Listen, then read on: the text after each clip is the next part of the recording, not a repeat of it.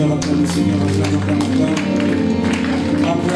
acclame mieux que ça, acclame Jésus-Christ, acclame le roi des rois, acclame celui qui est au-dessus de toutes choses. Fais mieux que ça, fais mieux que ça, acclame le Saint-Esprit. Gloire soit rendue à notre Seigneur. Saint-Esprit, merci, merci pour ce culte de ce soir.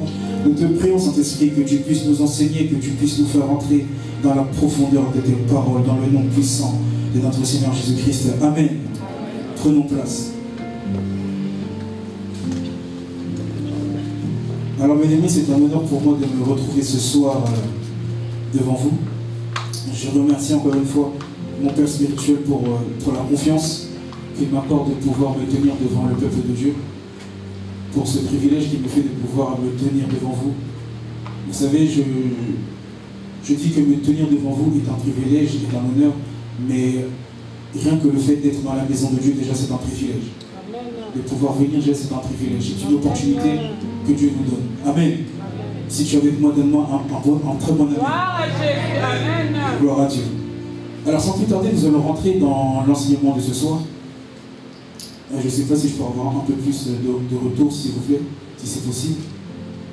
Et il a plu au Saint-Esprit que nous puissions aborder un thème, une thématique assez précise,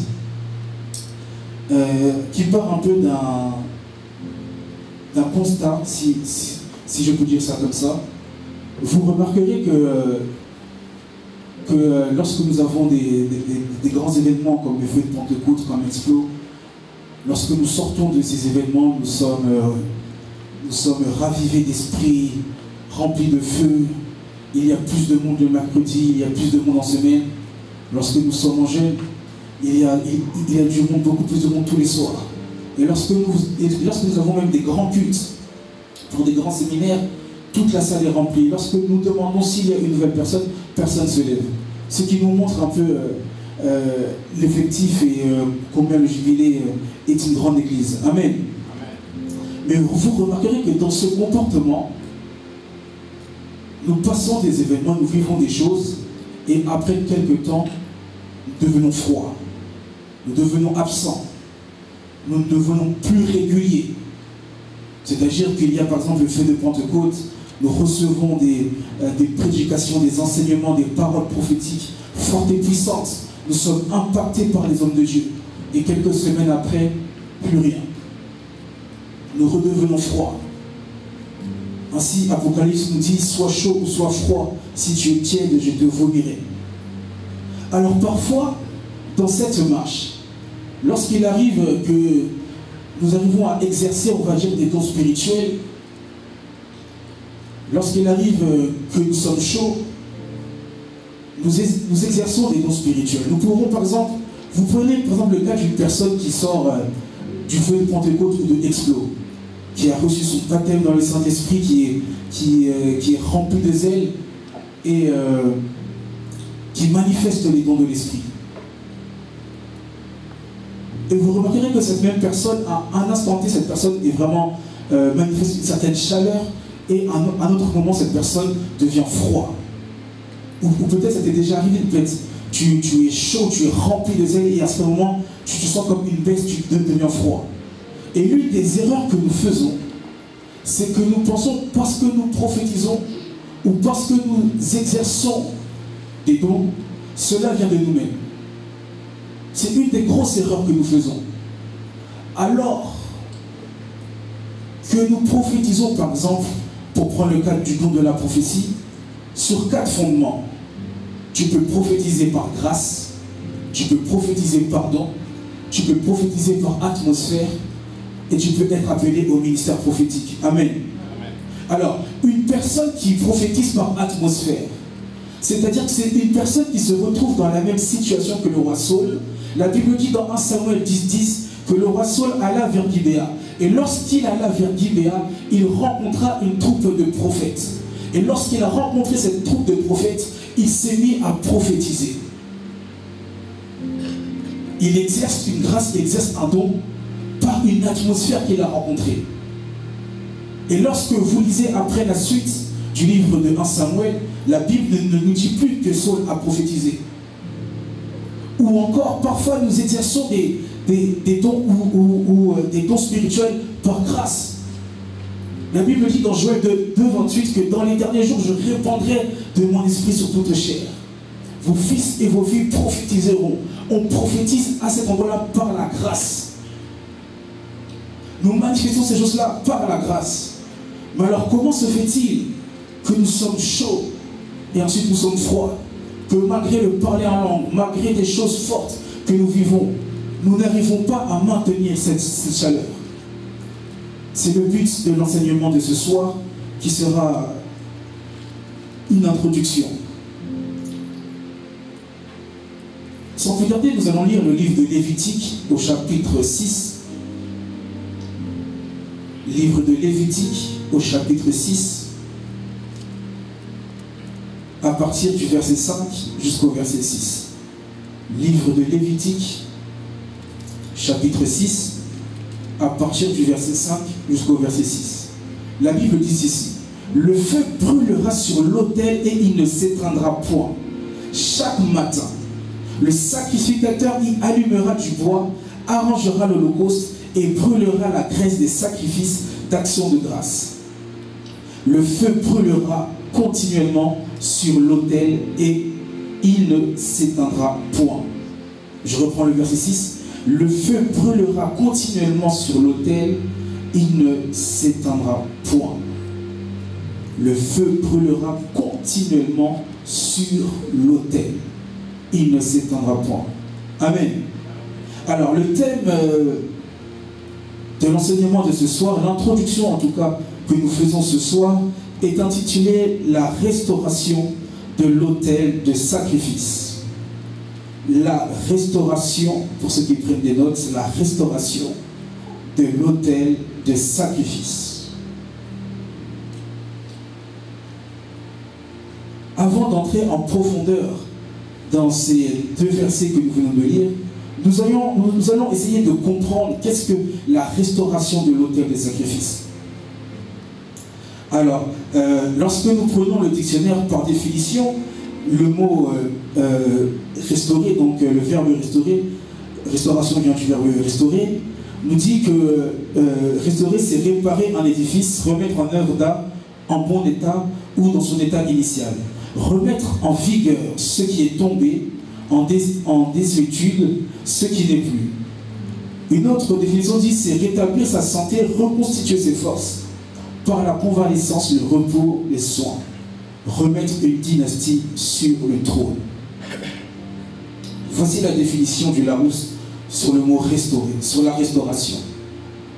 Parfois nous pouvons penser que si nous faisons casser, par exemple, je prends le cas d'un verre, le verre tombe, le verre se brise, le fait de recoller les morceaux, cela est restauré. Cela, ce n'est pas la restauration. Le mot restaurer va un peu plus loin que ça. Et parce que nous venons d'un royaume, nous avons nous aussi nos propres définitions. Et lorsque nous prenons ce mot restaurer et que nous allons dans le grec, l'Ancien Testament est écrit en grec, le mot restaurer est traduit par le mot apokatistemi. Apokatistemi. Apokatistemi. Donc c'est pas théu, c'est témi. Apokatistemi. Et lorsque nous prenons ce verbe apokatistemi, nous avons d'une part apo, d'une part katistemi. Amen. Et maintenant, le Saint-Esprit veut nous pousser à rentrer en profondeur, de chercher à comprendre ce qu'est la restauration. Le mot apo possède quant à lui deux définitions. L'une des définitions du mot apo, c'est l'origine. Et sa deuxième définition, c'est le lieu où quelque chose provient ou est prise. Donc, apo veut nous dire l'origine d'une chose. Le lieu où la chose provient, le lieu où la chose a été prise. Et katistémie est défini par charger quelqu'un d'une chose, confier à quelqu'un l'administration d'une fonction. Amen. Ainsi, à travers ce mot apokatistemi, nous comprenons une chose assez importante. C'est que lorsque nous parlons de la restauration, nous parlons de revenir à un état d'origine pour une fonction à laquelle nous avons été donnés. La restauration nous parle de revenir à un état d'origine pour l'objectif auquel nous avons été donnés. La restauration nous parle de revenir à un état d'origine pour la visée ou la vision pour laquelle nous avons été créés. Apokatistemi. Et là, nous comprenons que le fait d'être la restauration vient bien plus que simplement réparer ou remettre en état. C'est reprendre l'origine totale d'une chose. Alors, pour illustrer cela, nous allons dans le livre de Matthieu, au chapitre 12. Nous allons rapidement illustrer ce mot apokatistemi dans le livre de Matthieu, au chapitre 12.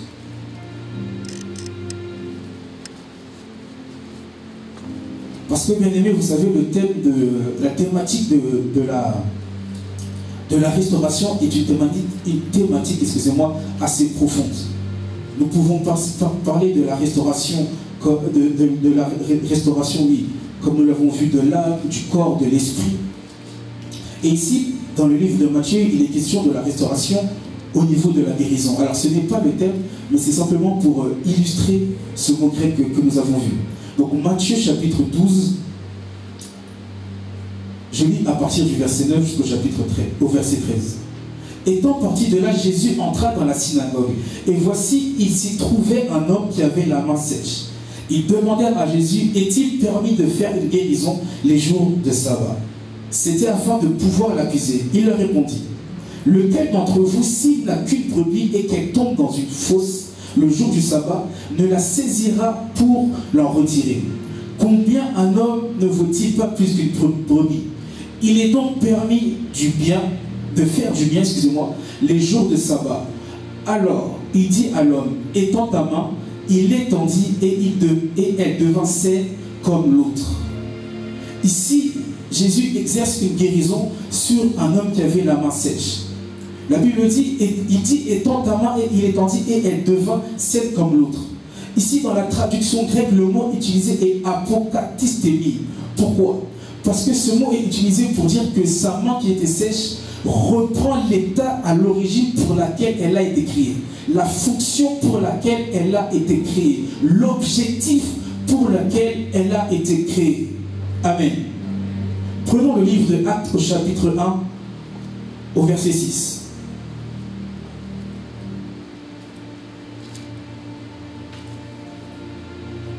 Le livre de Actes des Apôtres,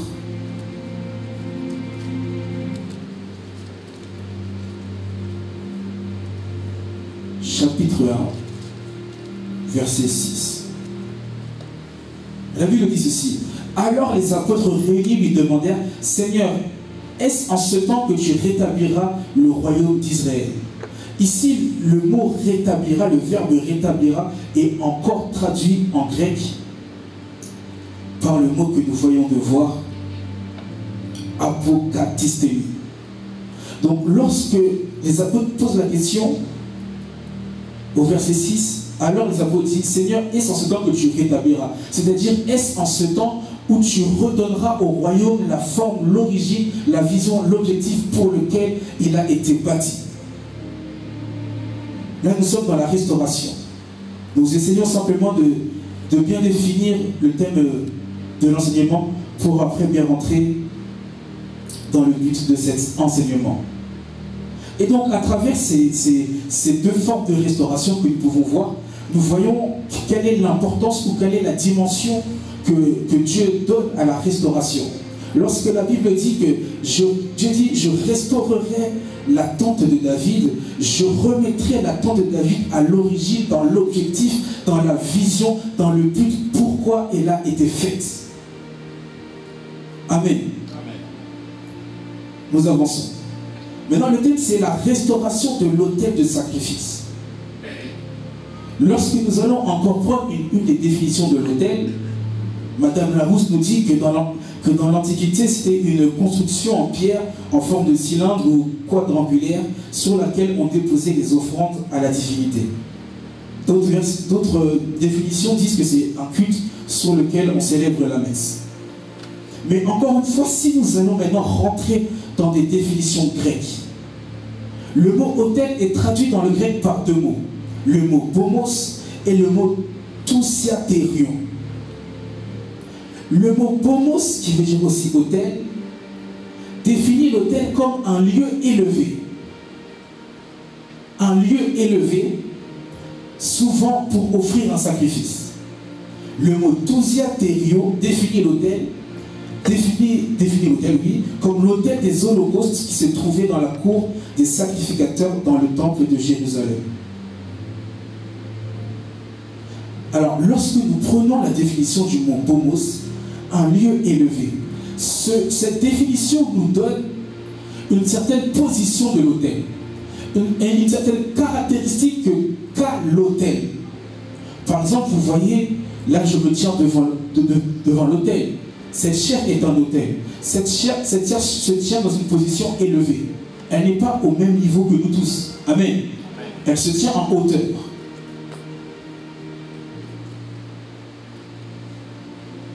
Maintenant, pourquoi, quelqu'un se demande pourquoi, frère Brice, tu nous parles de restauration, pourquoi tu nous parles aussi de l'autel? La Bible dit dans 1 Corinthiens 6, 19, je vais lire très rapidement, ne savez pas que votre corps est le temple du Saint-Esprit qui est en vous? Romains 12, 1 dit, je vous exhorte donc, frères, par les compassions de Dieu, à offrir vos corps comme un sacrifice vivant. L'une des raisons qui fait que nous sommes rétrogrades, qui fait que nous sommes chauds, que nous sommes froids, c'est parce que nous n'avons pas encore compris que nous sommes chacun d'entre nous un autel. Chacun d'entre nous est un autel. Et la Bible dit quoi dans Lévitique 6, 6? Le feu brûlera continuellement sur l'autel. C'est-à-dire que le feu doit continuellement brûler en toi. Mais pourquoi le feu ne brûle pas? Pourquoi le feu vient pas, revient pas, revient pas? Parce que lorsque nous péchons, lorsque nous tombons, nous ne vivons pas une réelle restauration de l'autel. C'est-à-dire que nous n'arrivons pas à revenir à l'état auquel nous devons être. Nous n'arrivons pas à revenir à prendre à l'objectif auquel nous devons être.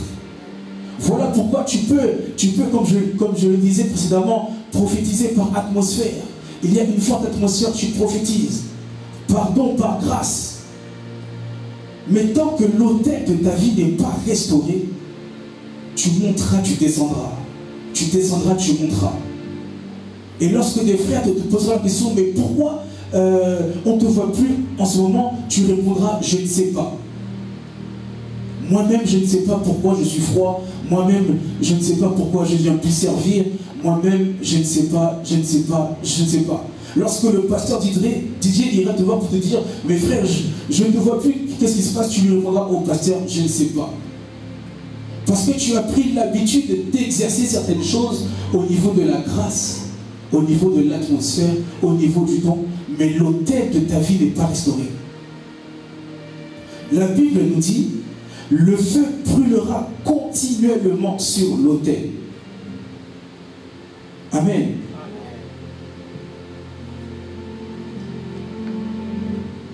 Le feu brûlera continuellement sur l'autel. Et lorsque nous prenons par exemple 2 Timothée 1,6, dans 2 Timothée 1,6, Paul dit à Timothée, c'est pourquoi je t'exhorte à ranimer le don de Dieu.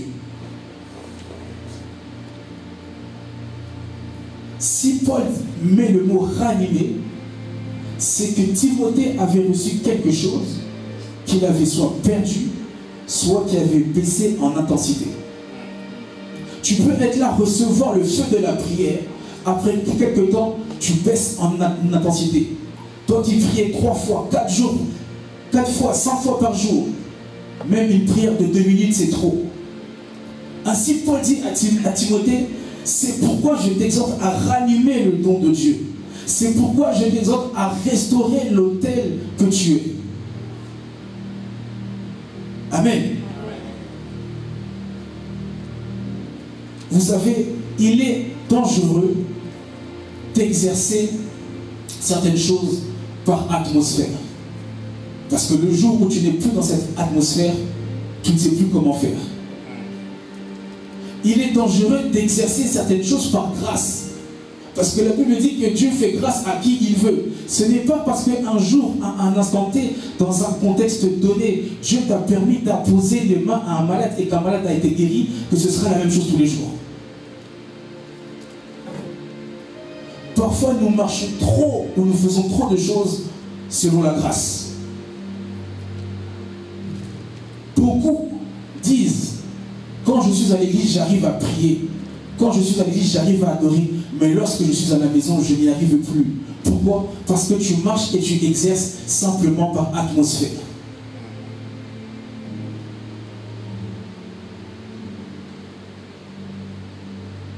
Lévitique nous dit, le feu brûlera continuellement sur l'autel, on ne le laissera pas s'éteindre. La question que nous allons nous poser, le thème que nous allons aborder, comment maintenir le feu sur l'autel? La première chose, le maintien du feu sur l'autel passe par la restauration de l'autel. Il faut que tu reviennes à l'état auquel tu as été créé. Il faut que tu reviennes aux objectifs pour lesquels tu as été créé. Il faut que tu reviennes dans la vision pour laquelle tu as été créé. Nous allons aborder différentes choses qui permettent de maintenir le feu. Si Dieu nous fait grâce, je pourrais vous apporter quelques clés qui vous permettront de maintenir le feu sur l'autel. Moi-même qui suis un autel, je dois aussi maintenir le feu. Parmi ces clés, nous avons par exemple la prière. La prière permet de maintenir le feu. Paul dit dans 1 Corinthiens 13, si je ne dis pas de bêtises, lorsque j'étais un enfant, je pensais comme un enfant. Je parlais comme un enfant. Je réfléchissais, je faisais des choses, je marchais comme un enfant. Mais lorsque je suis devenu un homme, je commençais à parler, à réfléchir, à faire des choses comme un homme. Bien-aimés dans le Seigneur, ne restez pas à la première définition de la prière, qui est que la prière, c'est simplement le fait de communiquer avec Dieu.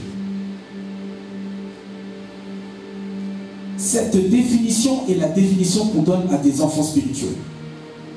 Tu pries, tu communiques avec Dieu. D'autres dimensions de la prière te permettent de maintenir le feu. D'autres dimensions de prière te permettent de maintenir l'atmosphère. Pourquoi est-ce que le bishop a ordonné qu'il y ait tous les soirs une permanence de prière? Parce que Lévitique dit, le feu brûlera continuellement sur l'autel. C'est-à-dire que lorsque nous venons tous les soirs pour prier, le feu continue de brûler. Ça brûle, ça brûle, ça brûle, ça brûle, ça brûle. Maintenant, quelqu'un veut me poser la question, mais si la prière, ce n'est pas simplement le fait de communiquer avec Dieu, comment est-ce que la prière me permet de maintenir le feu? Et lorsque nous rentrons encore dans la thématique de la prière, je pense que nous aurons l'occasion d'en parler en détail. Il y a par exemple ce qu'on appelle la prière en esprit. Prière en esprit. Paul dit, je prierai en esprit, mais je prierai aussi en intelligence. Ça veut dire que la façon dont Paul place les mots, la prière de l'intelligence vient après la prière de l'esprit. Parce que la prière de l'esprit vient raviver, vient maintenir quelque chose. Et lorsque le feu est là, la prière de l'intelligence prend place. Voyez-vous, parfois nous commençons par prier en intelligence, mais il n'y a pas de feu. Et après nous essayons, nous forçons de prier par l'esprit. Mais comment est-ce que la prière peut vous aider? Par exemple, moi je suis une personne qui aime beaucoup prier en langue. Comment est-ce que le prier en langue m'aide à maintenir le feu? La Bible dit que celui qui prie en langue s'édifie lui-même. Donc déjà, lorsque je suis abattu, lorsque je suis découragé, le fait de prier en langue, je m'édifie moi-même, j'édifie mon esprit, je maintiens le feu. La Bible dit encore que celui qui prie en langue communique avec Dieu. Lorsque tu communiques avec Dieu, tu crées une communication surnaturelle entre le ciel et la terre. La Bible va encore plus loin. La Bible dit que celui qui prie en langue dit des choses en mystère, il prophétise en mystère. Donc même lorsque tu es abattu, lorsque ton âme est abattue, lorsque tu pries en langue, ton esprit dit des choses en mystère. Mais ces prophéties que tu es en train de dire en mystère édifient ton esprit, ce qui va jusqu'à affecter ton âme et ton âme reprend vigueur. Mais tout cela passe par la restauration de l'autel. Amen.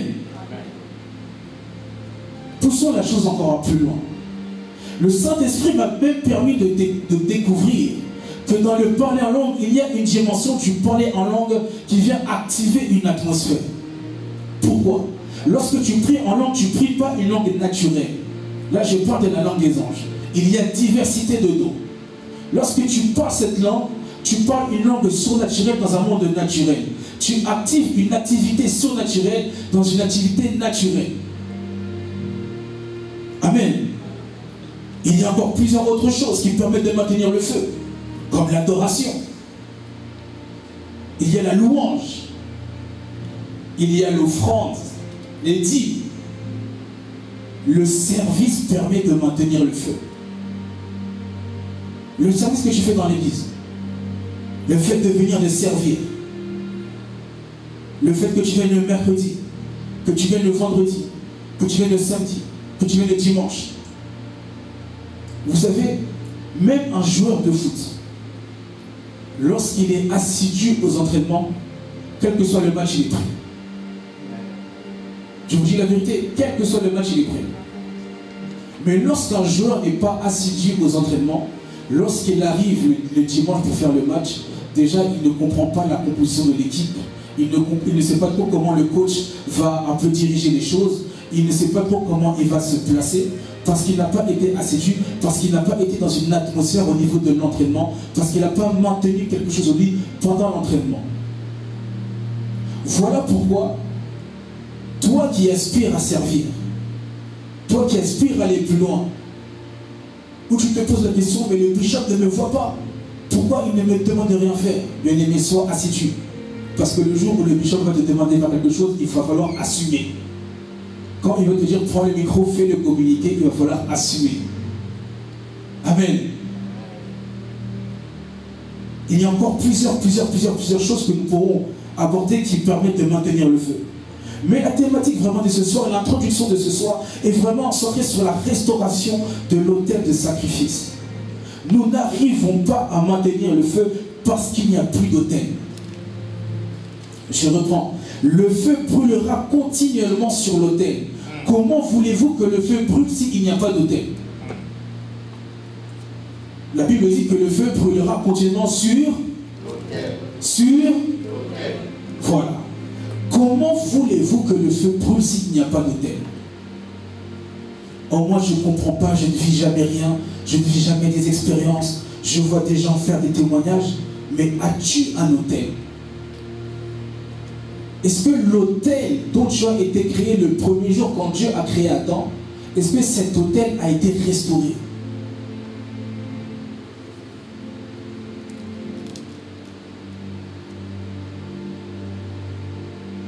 Nous sommes des autels. Nous tous, nous sommes des autels. Voyez-vous, la Bible dit que lorsque Élie a été confronté au prophète de Baal, avant de faire descendre le feu, il a bâti un autel. Il a fait un sacrifice. Il a prié et le feu est descendu. C'est-à-dire que la condition pour que le feu puisse descendre est d'abord passer par l'autel. L'une des raisons pour lesquelles Jésus est descendu, la Bible dit dans Jean 3,16, car Dieu a tant aimé le monde qu'il a donné son Fils unique. En réalité, la Bible nous dit indirectement, car Dieu a tant aimé le monde qu'il a voulu rétablir l'autel, qu'il a voulu restaurer l'autel qui était l'homme. Dieu vous a tant aimé qu'il a envoyé son Fils pour restaurer quelque chose. Ainsi, la restauration de Jésus, ainsi on appelle Jésus le deuxième Adam. Mais le deuxième Adam est une restauration par excellence, car le deuxième Adam est cette restauration qui reprend l'origine des choses, qui nous fait reprendre l'objectif, la vision, la visée de pourquoi nous avons été créés.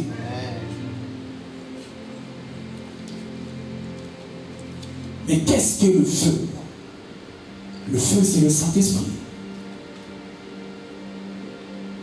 Vous ne pouvez pas aspirer à une vie surnaturelle sans le Saint-Esprit. Pourquoi? Parce que le Saint-Esprit est la personne qui gouverne le surnaturel. C'est la personne qui dirige le surnaturel. C'est la personne qui domine le surnaturel. Rien ne se fait dans le surnaturel sans le Saint-Esprit. Et tu ne peux pas aspirer à marcher dans cette dimension du surnaturel sans lui. Ainsi, Jésus dit aux apôtres, il est avantageux pour vous que je m'en aille. Il leur dit encore, vous recevrez une puissance, le Saint-Esprit survenant sur vous. C'est-à-dire que l'exercice de la puissance que tu vas recevoir se fait par le Saint-Esprit. Mais le Saint-Esprit ne peut brûler et seulement que brûler sur un autel. S'il n'y a pas d'autel, il n'y a pas de feu. Bien-aimés dans le Seigneur, il est important de comprendre cette thématique, car cette thématique a pour but de vous aider à maintenir le feu. Voyez-vous, pour la jeunesse, nous sortons du camp biblique. Certains sont animés, ravivés de feu. Mais après quelques temps, vous ne les voyez plus. Ils sont moins présents. Ils vous disent, ouais, j'ai pas le temps, ou je suis fatigué, je ne sais pas pourquoi je ne viens pas. Parce que l'autel n'est pas restauré. Faites attention à l'exercice de vos dons par atmosphère. Et d'ailleurs, la Bible dit que les dons spirituels, Paul dit que les dons spirituels ont été donnés pour l'édification de l'Église. Donc dès que tu sors dans le cadre de ton Église, ton don n'a plus trop d'objectifs ou de buts. Amen. Amen. Mais il est important de comprendre que pour que le feu, que pour que le Saint-Esprit puisse continuellement brûler, pour que tu sois continuellement bouillonnant, fervent, il faut que l'autel soit rétabli. Le feu brûlera continuellement sur l'autel. Et c'est lorsque l'autel de ta vie, lorsque l'autel que tu es est rétabli, qu'avec les clés que tu vas recevoir, l'autel brûlera tout le temps. Si je remonte au verset 5, et le feu qui est sur l'autel brûlera, on ne le laissera pas s'éteindre. Et le sacrificateur allumera du bois ce feu chaque matin. Ça veut dire que tous les matins, lorsque le sacrificateur se réveillait, l'une des premières choses qu'il faisait, c'est qu'il devait remettre du bois pour que le feu ne s'éteigne pas. Et maintenant nous verrons, mais du coup, qu'est-ce qu'est le bois? Lorsque tu te réveilles le matin, quelle est la première chose que tu fais? Lorsque tu te réveilles le matin, maintiens-tu le feu que tu avais déjà la veille? Gardes-tu le feu allumé? Il y a des choses qui nous amènent dans une distraction, mais en réalité, cette distraction vient éteindre le feu. Et bien aimé, lorsque tu es dans les bois, par exemple, et que tu allumes un feu, lorsque le feu s'éteint, pour rallumer encore le feu, c'est toute une histoire. Ce n'est pas aussi simple.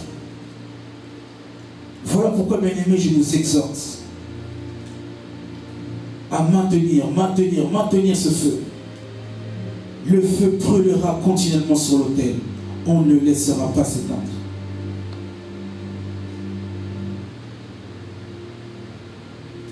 Il est important, il est vital pour toi, pour ta propre vie, que le feu soit maintenu.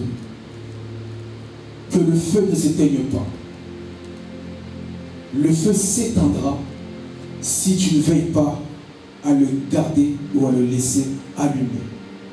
Amen. Nous avons ce soir essayé de faire une brève introduction sur la thématique de la restauration de l'autel de sacrifice. Et nous verrons par la suite comment restaurer. Nous avons déjà un peu parlé. Nous rentrerons dans le détail. Nous essaierons de rentrer en profondeur sur la restauration de cet autel. Et comment, comme je l'ai déjà un peu parlé au niveau de la prière et différentes choses, comment maintenir le feu sur l'autel. Vous savez, une des choses qui permettent de maintenir le feu sur l'autel, quelque chose de très simple et de très basique, c'est le fait de venir à l'église. Ah oui, venir à l'église permet de maintenir le feu. Pourquoi?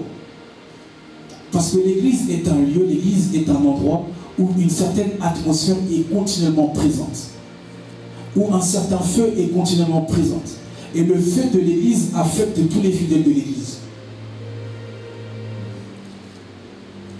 Voilà pourquoi, bien aimé, je t'exhorte à ramène tes enfants, ramène un frère, une soeur, un parent, mais ne viens jamais seul. Ne viens jamais seul. Ne viens jamais seul. Amen. La restauration de l'autel de sacrifice. Le feu brûlera continuellement. Le but de cet enseignement, c'est de vous donner vraiment des clés qui permettent à ce que le feu, à ce que le Saint-Esprit demeure et ne cesse de brûler dans votre vie continuellement et continuellement. Nous avons des grands projets avec Jubilee Center. Nous avons des grands projets et nous ne voulons pas être une église qui tantôt est chaude, tantôt est froide. Mais nous voulons être une église qui est chaude tous les jours, de janvier à décembre, du matin au soir, à toute heure de la journée. Nous sommes chauds, nous sommes chauds, nous sommes chauds. Car la Bible déclare qu'il fait de ses anges des vents et de ses serviteurs des flammes de feu. Amen. Que Dieu vous bénisse. Personne n'est comme lui. Personne n'est comme lui. Personne.